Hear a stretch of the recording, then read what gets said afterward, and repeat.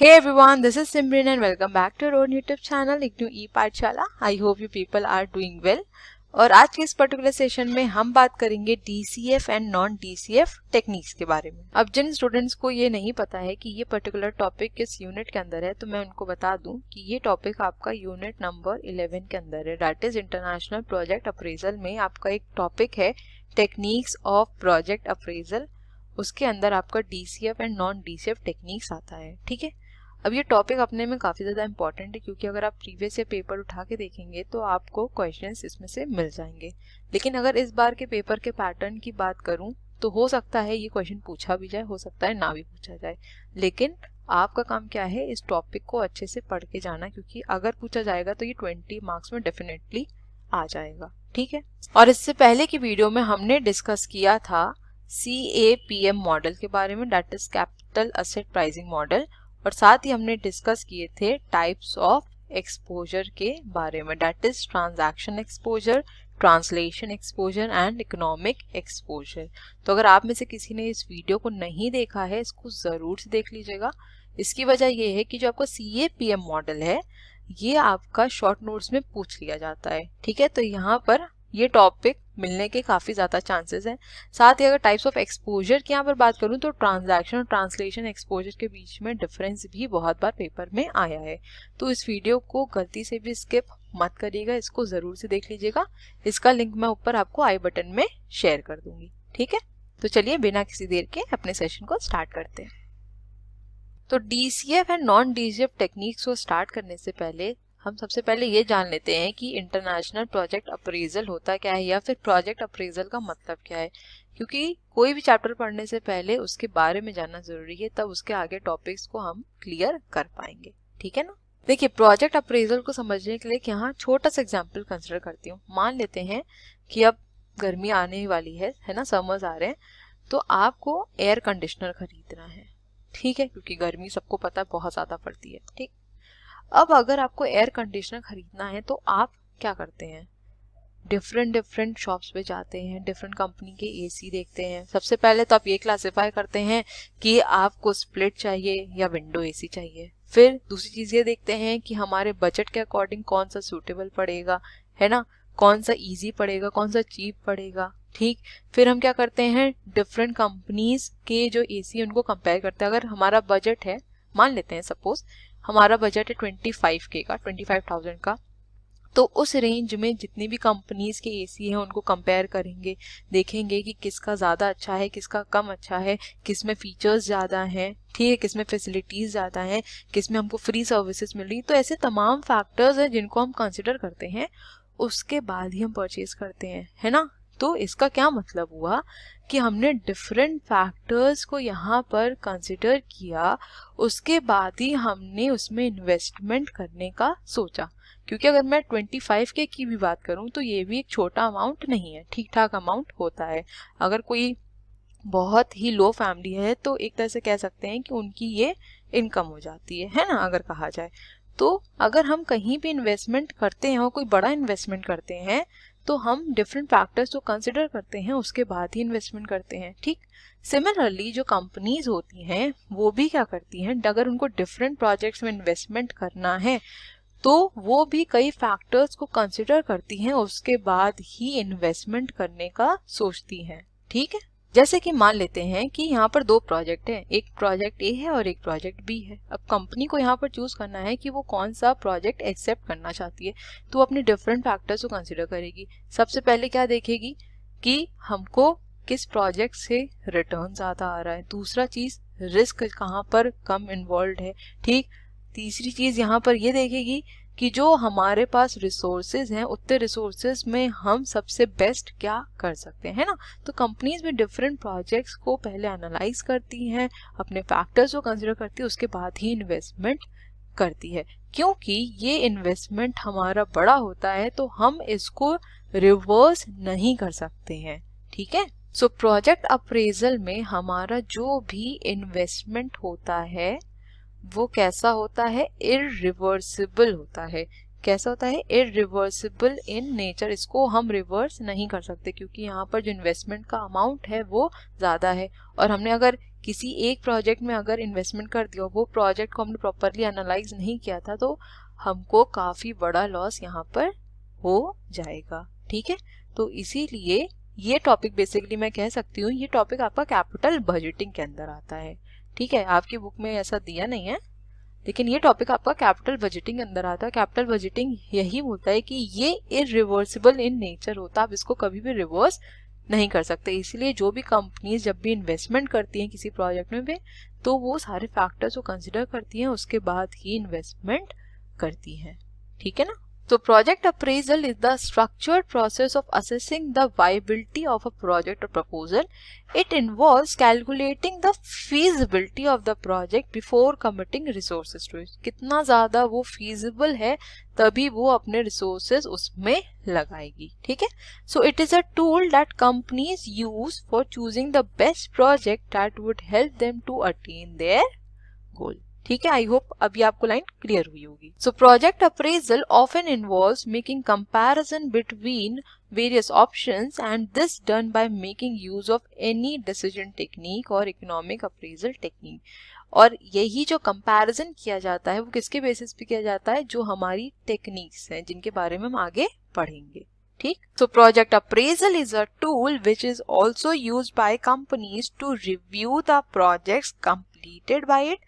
This is done to know the effect of each project on the company. अब देखिए यहाँ पर क्या कह रहा है, मान लेते हैं कि कंपनी ने कभी किसी प्रोजेक्ट में इन्वेस्टमेंट किया था, और वो प्रोजेक्ट था हमारा कोई प्रोजेक्ट सी, और ये प्रोजेक्ट में इन्वेस्टमेंट करने के बाद कंपनी को काफी ज्यादा बेनिफिट हुआ। ठीक है, अब कंपनी क्या करेगी, इस पर्टिकुलर इन्वेस्टमेंट के बेसिस पर अपने जो नए इन्वेस्टमेंट हैं, नए प्रोजेक्ट्स हैं, उनको कंपेयर करके देखेगी, उनको इजीली रिव्यू भी कर पाएगी। तो कहीं ना कहीं प्रोजेक्ट अप्रेजल इसमें भी हेल्प करता है। ठीक है, this means that the project appraisal is done to know how much the company has invested on the project and in return how much it is gaining from it. है ना, देखिए company का सीधा सीधा फंडा क्या होता है, प्रॉफिट जनरेट करना।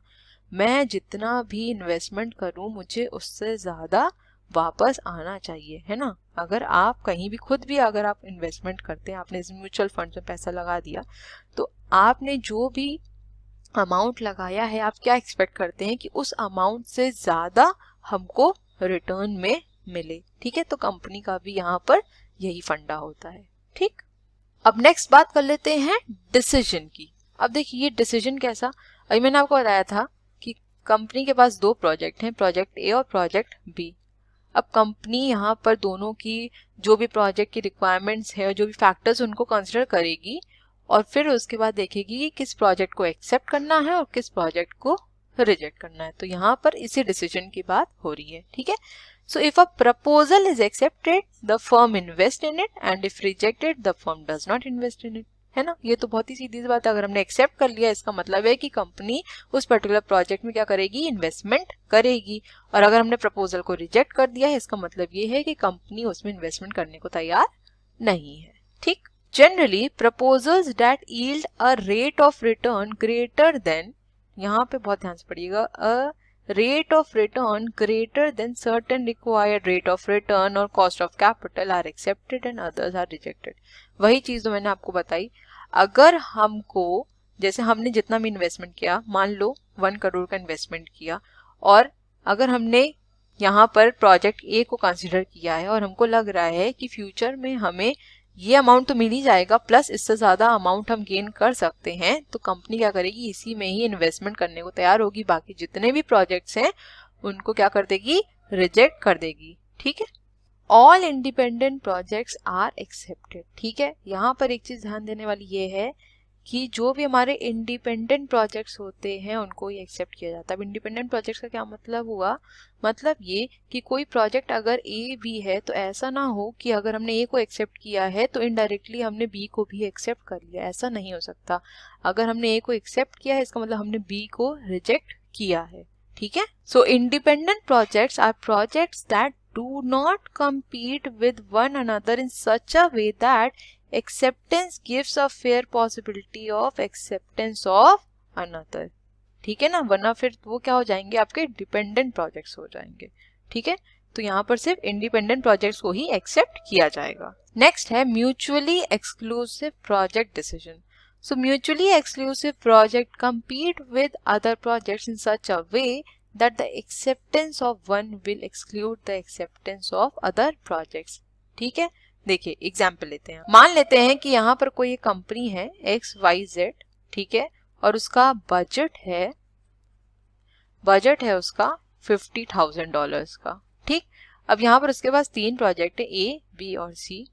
प्रोजेक्ट ए की जो कॉस्ट है वो है $40,000, प्रोजेक्ट बी की जो कॉस्ट है वो है $40,000 और प्रोजेक्ट सी की कॉस्ट यहाँ पर $10,000 है। ठीक, अब यहाँ पर जो XYZ, अब कंपनी यहाँ पर क्या कंसिडर करेगी, क्योंकि दोनों की ही यहाँ पर जो कॉस्ट है सेम आ रही है, तो इसका मतलब ये है अगर कंपनी ने यहाँ पर ए को एक्सेप्ट किया तो ऑटोमेटिकली बी और सी रिजेक्ट हो जाएंगे, और अगर बी को एक्सेप्ट करती है तो ऑटोमेटिकली ए और सी यहाँ पर रिजेक्ट हो जाएंगे। तो म्यूचुअली एक्सक्लूसिव प्रोजेक्ट का यही मतलब होता है that in such a way the acceptance of one will exclude the acceptance of other project. मतलब हमने अगर एक को एक्सेप्ट कर लिया तो ऑटोमेटिकली दूसरा यहाँ पर रिजेक्ट हो जाएगा। ठीक, mutually exclusive investment decisions gain importance when more than one proposal is acceptable under the accept-reject decision. The acceptance of best alternative eliminates the other alternatives. ठीक है, आई होप ये क्लियर हुआ होगा। नेक्स्ट है हमारा कैपिटल राशनिंग डिसीजन। अब देखिए ये क्या होता है। Capital rationing refers to the situation where the firm has more acceptable investment requiring a greater amount of finance then that is available with the firm. Ranking of the investment project is employed on the basis of some predetermined criteria such as the rate of return. The project with the highest return is ranked first and the acceptable projects are ranked thereafter. अब देखिए इसको एक example समझ लेते हैं। ठीक है, अपना पुराना एग्जाम्पल लेते हैं। कोई कंपनी हमारी XYZ और उसका जो बजट है वो यहाँ पर हम कंसिडर कर लेते हैं $100,000 है।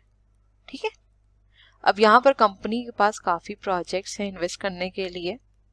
ठीक, मान लेते हैं कि प्रोजेक्ट ए 30,000 है। ठीक है, ये सब डॉलर्स में है। ठीक, नेक्स्ट है हमारा $10,000 का।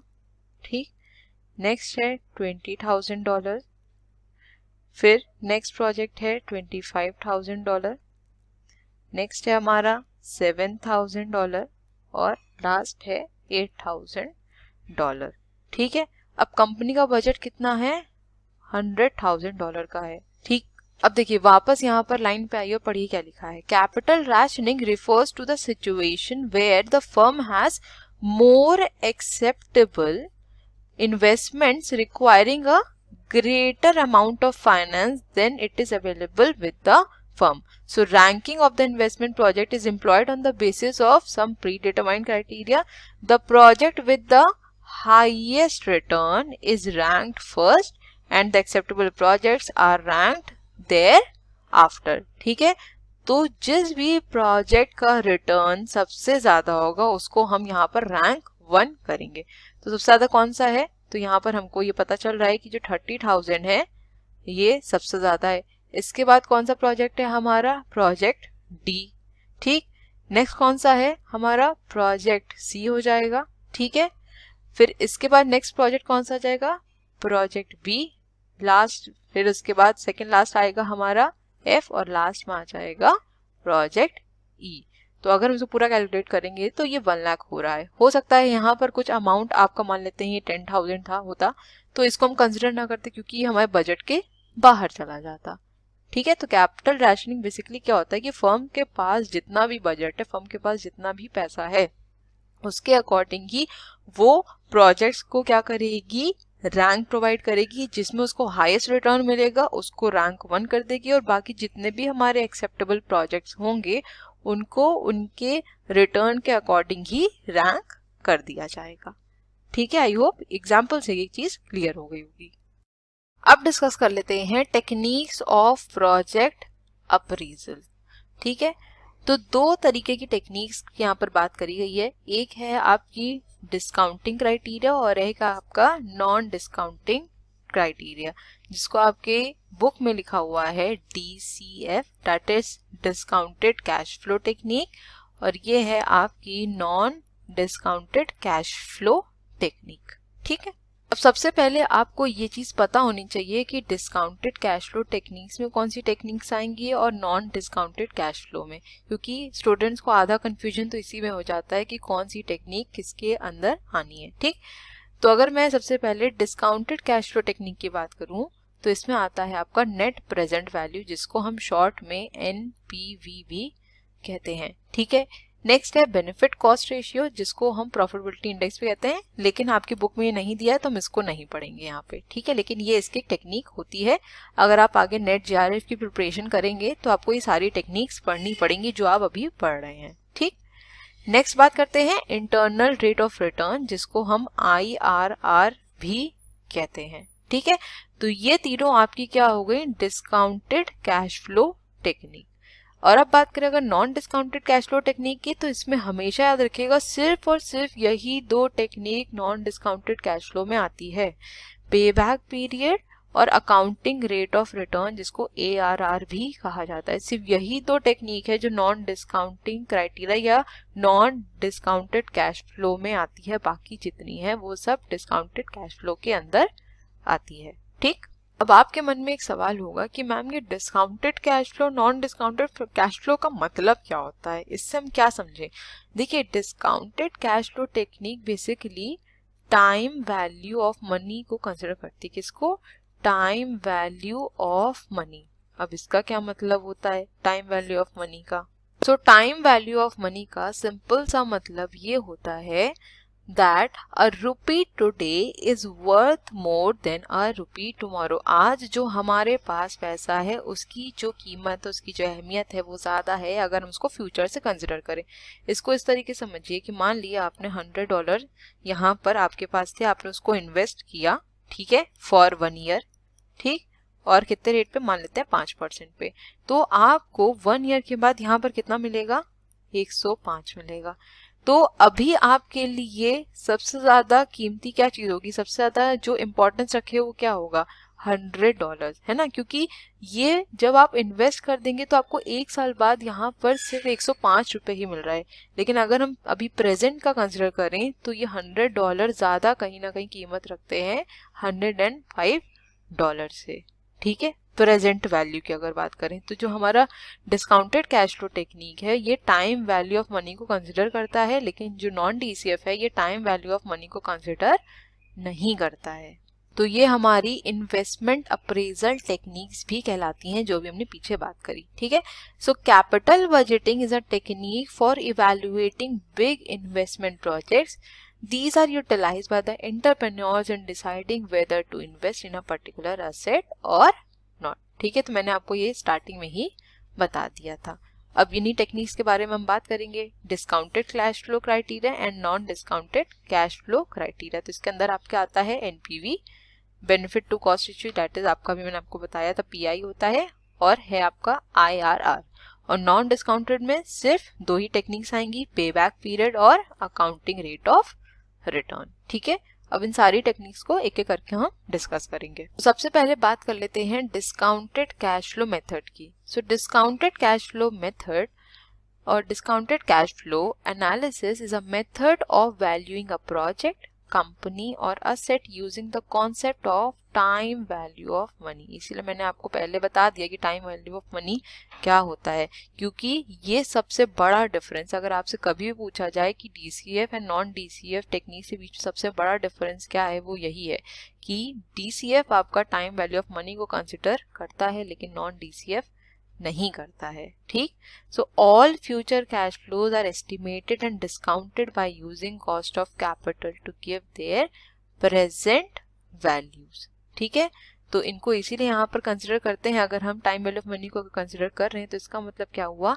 कि हम जो फ्यूचर में हमको जो प्रॉफिट होने वाला है या फ्यूचर में जो भी हमारा इन्वेस्टमेंट बढ़ने वाला है उसको हम डिस्काउंट करके उसकी प्रेजेंट वैल्यू इजीली निकाल सकते हैं। किसकी हेल्प से, टाइम वैल्यू ऑफ मनी की हेल्प से। ठीक, तो डिस्काउंटेड कैश फ्लो टेक्निक की सबसे पहली टेक्निक की बात कर लेते हैं, नेट प्रेजेंट वैल्यू, जिसको हम NPV भी कहते हैं। सो NPV और net present value is the value of all future cash flows, positive और negative, over the entire life of an investment discounted to the present. ठीक है, तो जो भी हमारे कैश फ्लोज हैं, चाहे वो पॉजिटिव हो चाहे वो नेगेटिव हो, उनको प्रेजेंट की वैल्यू में क्या करा जाता है, डिस्काउंट किया जाता है। इसीलिए ये डिस्काउंटेड कैश फ्लो टेक्निक का पार्ट होते हैं। ठीक है, अब इसका फॉर्मूला क्या होता है, बहुत ही सिंपल सा फॉर्मूला है, present value of future cash inflows minus present value of future cash outflows. मतलब सिंपल सा कहने का ये है, इनफ्लोज माइनस आउटफ्लोज, लेकिन किसके,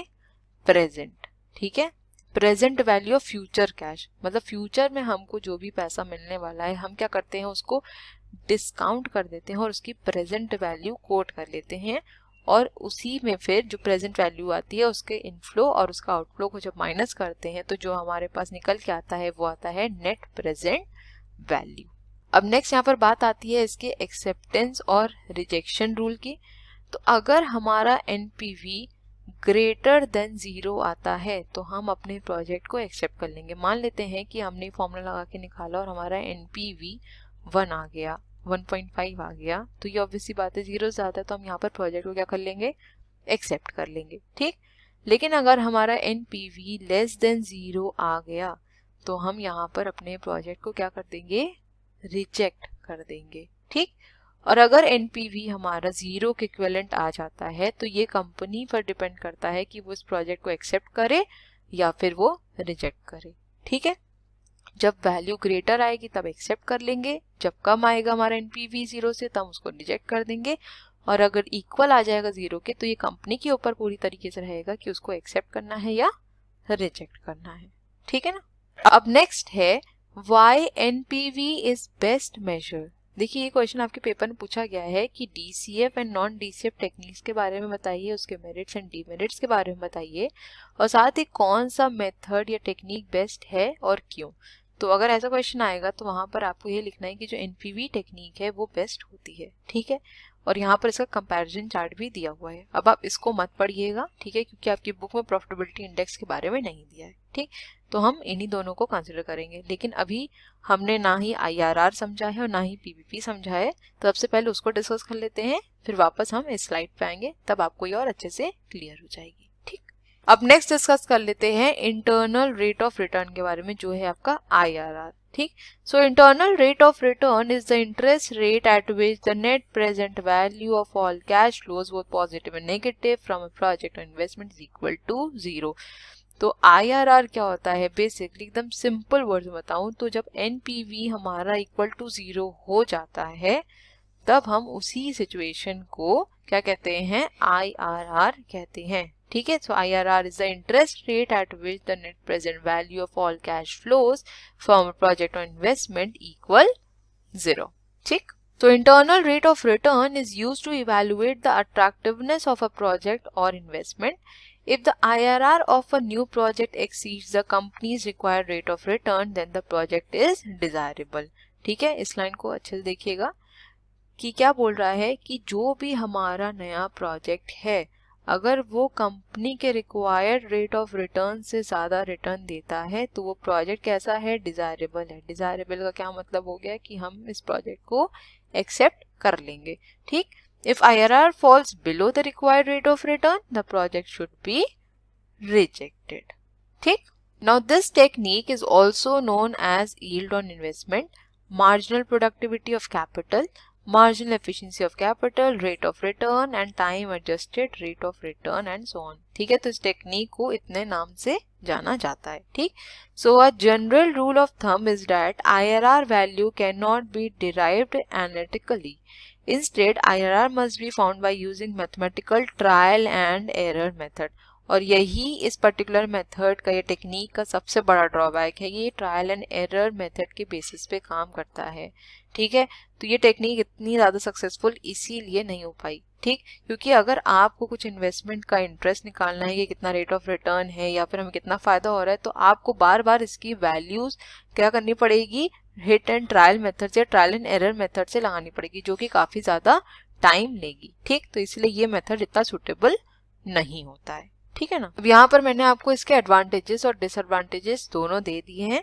ठीक है, तो आप इसको खुद से एक बार स्टडी कर लीजिएगा। ठीक है, superiority of NPV over IRR, की एनपीवी क्यों अच्छा है आईआरआर से, तो ये पीछे भी डिस्कस करेंगे। यहाँ पर बहुत ही छोटा सा पॉइंट है, डिस्कस कर लेते हैं कि एनपीवी आपकी कैलकुलेट होती है इन टर्म्स ऑफ करेंसी, लेकिन अगर हम आईआरआर की बात करें तो हम इसको परसेंटेज में निकालते हैं, इसको परसेंटेज में डिनोट किया जाता है। ठीक है, नेक्स्ट बात की जाए तो IRR method cannot be used to evaluate projects where there are changing in cash flows. तो अगर कैश फ्लोज में फ्लक्चुएशंस हो रहे हैं, चेंजेस हो रहे हैं, तो वहां पर हम आईआरआर मेथड को इजीली यूज नहीं कर पाते हैं। ठीक है, NPV calculates additional wealth, NPV हमारा एडिशनल वेल्थ को भी यहाँ पर कैलकुलेट करने में हेल्प करता है, लेकिन आईआरआर नहीं करता है। ठीक, IRR calculation is ineffective if a project with mixture of multiple positive and negative cash flow.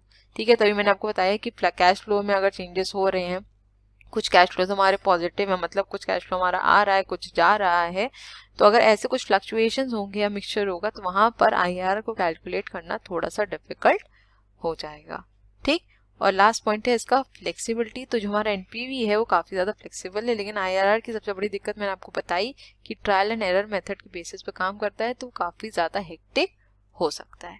ठीक है, अब नेक्स्ट डिस्कस कर लेते हैं non discounted cash flow method का। तो non discounted cash flow method में कौन कौन सा आता है आपका, पे बैक पीरियड और ARR, that is accounting rate of return. ठीक, so a non-discount method of capital budgeting does not explicitly consider the time value of money. So in other words, each rupee earned in the future is assumed to have the same value as each rupee that was invested many years earlier. ठीक है, तो जब time value of money को consider नहीं कर रहा है, इसका क्या मतलब है कि जो आज का पैसा है, जो आज का रुपया है, हम यही समझते हैं कि फ्यूचर में जो रुपए है दोनों की जो वैल्यू है वो क्या होगी, सेम ही होगी, लेकिन ऐसा रियल में नहीं होता है। राइट, चलिए देख लेते हैं दोनों टेक्निक्स के बारे में। सबसे पहले बात करेंगे हम पे बैक पीरियड मेथड की। तो payback period is the time required to recover the initial cost of an investment. ठीक है, बहुत ही इजी मेथड होता है और इसमें सिंपली ये बोल रहा है कि देखिए, नाम से समझने की कोशिश करिए। पे बैक पीरियड मतलब कि हमने जितना भी पे किया वो हमें कितने टाइम में वापस मिल रहा है, यही हमारा पे बैक पीरियड है। कितने टाइम के अंदर जो पैसा हमने इन्वेस्ट किया वो रिकवर हो जा रहा है। ठीक, so it is the number of years it would take to get back the initial investment made for a project. ठीक है, आई होप ये क्लियर हुआ होगा। Therefore, as a technique of capital budgeting, the payback period will be used to compare projects and derive the number of years it takes to get back the initial investment. The project with the least number of years usually is selected. ये बहुत ज़्यादा important line है कि जो project सबसे कम time लेता है repay होने में, वही हमारा क्या होगा, आइडल प्रोजेक्ट होगा। इसको इस तरीके समझिए कि अगर आपने आज इन्वेस्टमेंट किया, ठीक है, तो आप क्या एक्सपेक्ट करते हैं कि मुझे कम टाइम के अंदर अपना जो इनिशियल कॉस्ट है वो मिल जाए और साथ में जो भी बेनिफिट है, जो भी प्रॉफिट है वो भी डिराइव हो जाए। ठीक, तो कंपनी भी यहाँ पर यही सोचती है जब वो इन्वेस्टमेंट करती है किसी प्रोजेक्ट में कि कितनी जल्दी मुझे अपनी इनिशियल कॉस्ट वापस मिल जाए, और जितना कम टाइम लगेगा, जितने कम साल में पैसा वापस आ जाता है, वही प्रोजेक्ट आपका आइडल प्रोजेक्ट होता है, उसी को ही सेलेक्ट भी किया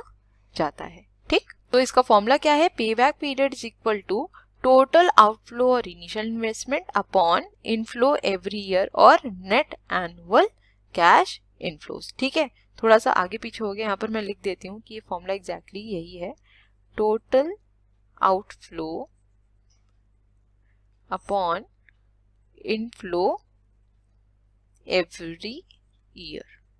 ठीक, so this method does not take into account the time value of money and treat all flows at par. ठीक है, तो ये मैंने पॉइंट आपको ऑलरेडी बता ही दिया था।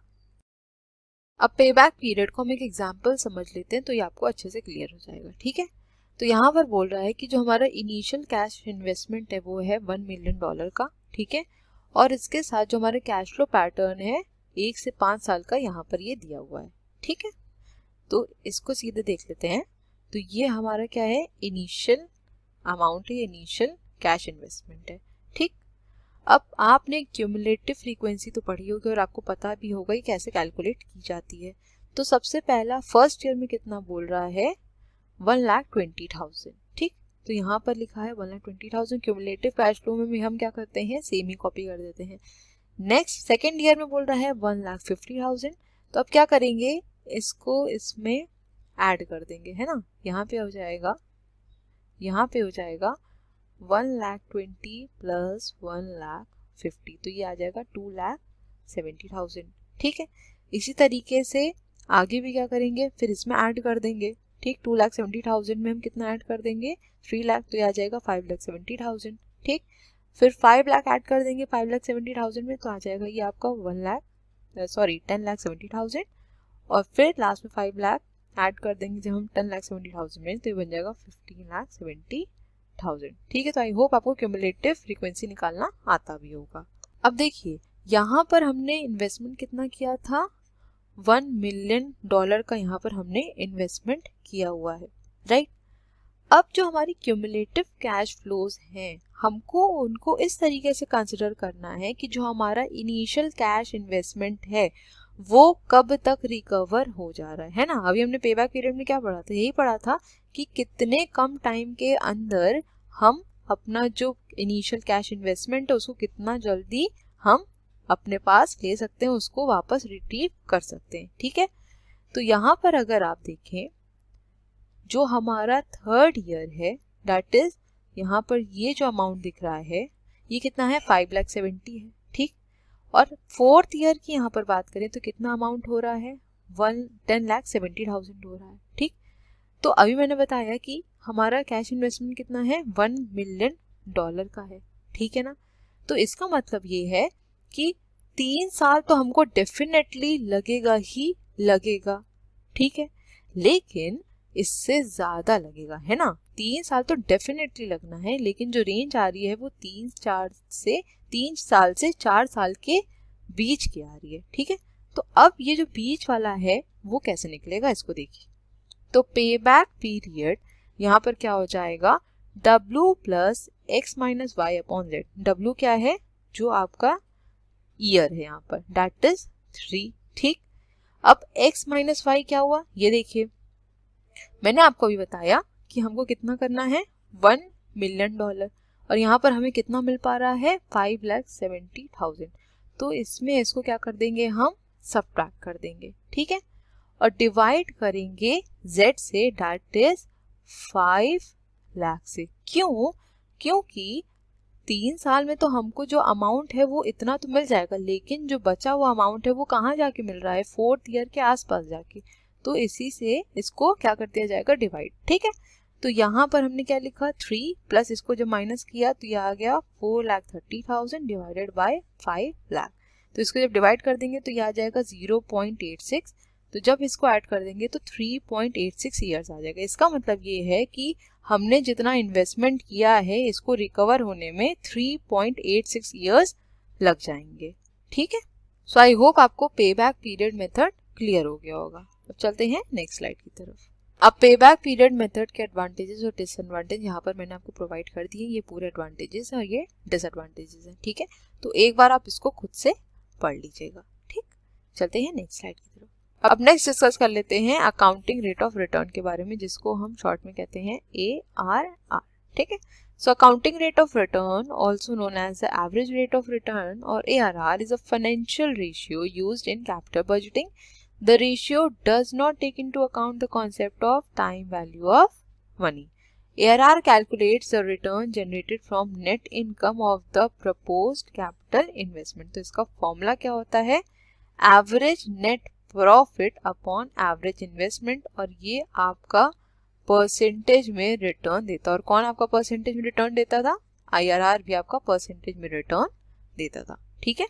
तो accounting rate of return basically हमें क्या बताता है कि जो हमारी कंपनी का एवरेज रेवेन्यू है, या फिर जिसे हम एवरेज नेट प्रॉफिट भी कहते हैं, जब हम उसको एवरेज इन्वेस्टमेंट या फिर हमारी इनिशियल इन्वेस्टमेंट से डिवाइड करते हैं, तो इससे हमें ये पता चलता है कि जो हम रिटर्न एक्सपेक्ट कर रहे हैं अपनी असेट से वो कितना ज़्यादा है। अगर वो ज़्यादा आता है तो हम उस पर्टिकुलर प्रोजेक्ट को तब एक्सेप्ट कर लेते हैं, और अगर ये इन्वेस्टमेंट का जो रिटर्न है वो कम आता है तो हम वहाँ पर अपने प्रोजेक्ट को क्या करते हैं, रिजेक्ट कर देते हैं। ठीक है, अब ARR का जो सबसे इम्पोर्टेंट पॉइंट है वो ये है कि ये पर्टिकुलर मेथड आपका अकाउंटिंग प्रॉफिट को कंसिडर करता है। ठीक है, बाकी सारे मेथड आपके अकाउंटिंग प्रॉफिट को कंसिडर नहीं करते हैं, लेकिन सिर्फ ARR ही है जो अकाउंटिंग प्रॉफिट मेथड को कंसिडर करता है। इसका क्या मतलब हुआ कि जो हमारे कैश इनफ्लोज हैं, ठीक है, या फिर जो हमारे टैक्सेस हैं, इसको यहाँ पर कंसिडर नहीं किया जाता है।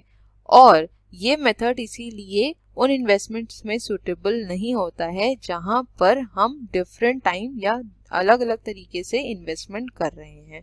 ठीक है, क्योंकि ये सिर्फ अकाउंटिंग प्रॉफिट को ही कंसिडर करता है। अब नेक्स्ट इसके एडवांटेजेस और डिसएडवांटेजेस को आप खुद से एक बार रीड आउट कर लीजिएगा। ठीक है, अब चलते हैं इसके सीधे एग्जाम्पल की तरफ। तो यहाँ पर क्या बोल रहा है, the good year manufacturing company has the following different alternative investment proposal. ठीक है, तो यहाँ पर कुछ आपके इन्वेस्टमेंट प्रपोजल दिए हुए हैं इस कंपनी के, proposal A, proposal B and proposal C. ठीक, तो एक्सपेक्टेड एनुअल इंक्रीमेंटल इनकम यहाँ पर सबकी प्रोवाइड की हुई है। ठीक, और इनिशियल इन्वेस्टमेंट भी दिया हुआ है। ठीक, तो expected accounting rate of return यहाँ पर प्रपोजल ए में 20% आ रहा है, प्रपोजल बी में 25% आ रहा है और प्रपोजल सी में 18% आ रहा है। ठीक है, अब ये जो हमारा expected accounting rate of return है ये कैसे आया है, यहाँ पर ये देख लीजिए, बहुत ही सिंपल है, $50,000 अपॉन 2,50,000 इंटू 100। ठीक है, तो इसी तरीके से बाकी का भी करेंगे तो वो आ जाएगा। ठीक, अब यहाँ पर प्रपोजल ए की वैल्यू आई है आपकी 20%, प्रपोजल बी 25%, प्रपोजल सी 18%। तो आप मुझे बताइए आप कौन सा प्रपोजल एक्सेप्ट करना चाहेंगे, तो आपका आंसर होगा हम प्रपोजल बी एक्सेप्ट करना चाहेंगे, क्योंकि यहाँ पर हमको जो रिटर्न मिल रहा है वो ज़्यादा मिल रहा है बाकी दो प्रपोजल के कंपैरिजन में। ठीक है, so if only accounting rate of return is considered, the proposal B is the best proposal for the Goodyear manufacturing company because its expected accounting rate of return is the highest among the three proposals। ठीक है, तो I hope आपको DCF और non DCF techniques के बारे में समझ आया होगा, इंटरनेशनल प्रोजेक्ट अप्रेजल के बारे में समझ में आया होगा। और एक चीज़ यहाँ पर मैं आपको बता दूँ, अभी मुझे पता चला है कि मेरे पेपर अभी 22 को शेड्यूल्ड अप कर दिए गए हैं। ठीक है, तो हो सकता है कि अब इधर 2-3 दिन आपको वीडियोस ना मिल पाए, लेकिन एक चीज़ यहाँ पर मैं आपको बता देती हूँ, वो ये है कि अगर आपसे पेपर में ये क्वेश्चन पूछता है कि इंटरनेशनल प्रोजेक्ट अप्रेजल में कौन सी टेक्निक बेस्ट होगी, तो वो APV होगी, that is adjusted present value. किसमें, इंटरनेशनल प्रोजेक्ट अप्रेजल में। ठीक, और अगर DCF और नॉन DCF टेक्निक से जब बात करेगा तो आप वहां पे सिर्फ NPV ही बताएंगे। ठीक है ना, देखिए आपके इस पर्टिकुलर यूनिट का जो लास्ट सेक्शन है, दैट इज जहां पर लिखा रहता है ना लेट अस सम अप। ठीक है, तो उसमें लास्ट में लाइन लिखी हुई है, between the NPV and IRR NPV is better method but NPV has limitations that it employs single rate of discount irrespective of the nature and riskiness of the project cash flows। क्योंकि क्या होता है कि single एक ही जो discount है उसको consider किया जाता है। ठीक, so adjusted present value technique overcomes this limitation. ठीक है, सो लास्ट में लिखा है, in the case of international project appraisal APV is most suitable as it uses different discount rates to compute present value of different components of project cash flows। ठीक है, तो अब देखिए मेरे पास अगर टाइम होगा तो मैं आपको APV का भी वीडियो दे दूंगी, लेकिन अगर नहीं होगा तो I am very sorry for that, क्योंकि अभी जस्ट मेरे कॉलेज से मैसेज आया है कि 22 को इंटरनल्स रख दिए गए हैं। ठीक है, तो अब इसके लिए सच में मैं कुछ भी नहीं कर सकती हूँ, मेरे कॉलेज वाले कभी भी एग्जाम्स लगा देते हैं। तो जल्दी से एक बार हम ये डिस्कस कर लेते हैं कि हमारा जो NPV मेथड है वो बेस्ट क्यों है, क्योंकि अब हमने PVP मेथड दैट इज आपका पे बैक पीरियड मेथड और IRR पढ़ लिया। ठीक, तो अगर हम ड्रॉबैक की बात करें आपके PVP मेथड की, दैट इज पे बैक पीरियड मेथड की, तो सबसे पहला तो पॉइंट यही है कि टाइम वैल्यू ऑफ मनी को कंसिडर नहीं करता, क्योंकि वो किस में आता है, नॉन DCF टेक्निक के अंदर आता है। ठीक, दूसरा पॉइंट ये है, does not consider cash flow after the PVP। ये भी बहुत इंपॉर्टेंट पॉइंट है। देखिए अब इसको समझने की कोशिश करिए। अभी जब हमने पीछे एग्जाम्पल पढ़ा था पे बैक पीरियड मेथड का, ठीक है, तो वहां पर जब हमारा इनिशियल कैश फ्लो के आसपास का अमाउंट आ गया था तो हमने क्या नीचे की वैल्यूज को कंसिडर किया था? नहीं किया था। तो यहाँ पर यही बोल रहा है does not consider cash flow after the pay back period, ठीक है, उसके बाद वो कंसिडर नहीं करता है। तो ये इसका क्या हो गया है? Drawback. So NPV consider time value of money and also the cash flow till the end of the project life. और जो हमारा एनपीवी है, सबसे पहला एडवांटेज ये है कि वो टाइम वैल्यू ऑफ मनी को कंसिडर करता है, और दूसरी बात ये कि जितने भी हमारे कैश फ्लोज हैं सबको ही कंसिडर करता है, ठीक। नेक्स्ट अगर बात करें तो एनपीवी आईआरआर से भी क्यों अच्छा है, तो यहाँ देख लेते हैं कि आईआरआर का क्या ड्रॉबैक है। सबसे पहला है does not consider the economies of scale. यहाँ पर इकोनॉमीज ऑफ स्केल को कंसिडर नहीं करते क्योंकि ट्रायल एंड एरर मेथड पे ज्यादा डिपेंडेंट होता है, ठीक है। नेक्स्ट पॉइंट है assumes discounting and re investment at the same rate. अब यहाँ पर सबसे बड़ी दिक्कत ये है कि जब अगर री इन्वेस्टमेंट की बात होती है तो सेम रेट पर ही होता है, और जो कि पॉसिबल नहीं होता। अगर हम री इन्वेस्टमेंट कर रहे हैं तो हो सकता है उस समय रेट्स में भी फ्लक्चुएशन हो, ठीक। और लास्ट है enter the problem of multiple IRR when more than one negative cash flow. तो अभी जब आपके साथ आईआरआर डिस्कस किया तो वहां पे मैंने ये चीज बताई थी कि अगर वैल्यूज में फ्लक्चुएशंस हो रहा है कैश फ्लोज में, अगर मिक्स टाइप का आ रहा है नेगेटिव पॉजिटिव दोनों, तो वहां पर हमको आईआरआर को कैलकुलेट करने में थोड़ी प्रॉब्लम होती है। लेकिन एनपीवी के साथ ये सब नहीं है, इसीलिए वो बेस्ट मेथड है, ठीक है।